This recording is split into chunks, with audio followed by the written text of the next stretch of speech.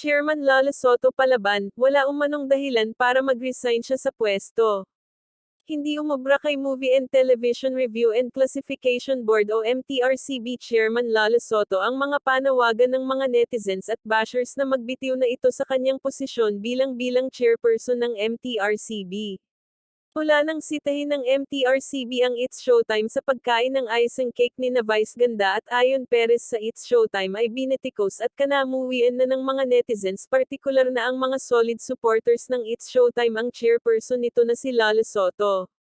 Mas uminit pa ang usapin na ito nang maglabas na ang ahensya ng parusang 12-day suspension laban sa programa.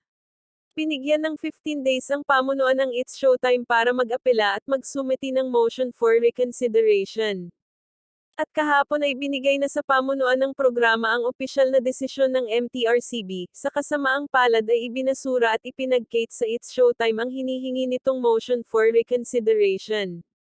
Mas lalong binitikos ang chairperson nito na si Lala Soto ng napakaraming netizens, panawagan pa ng ilan na mag-resign na lang ito at magbitiw na sa kanyang pwesto bilang chairperson.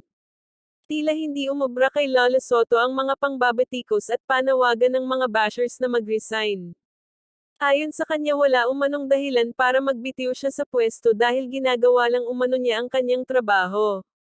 Malaki ang galit sa kanya ng mga netizens dahil sa pagiging bias umano nito, dahil sa hindi patas na paghatol nito sa mga noontime show.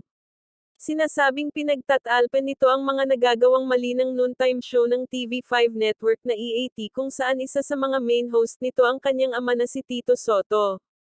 Marami na din ang nagawang mga violation ng mga kasamahan na host ng kanyang ama ngunit hindi ito binibigyan kaagad ng aksyon.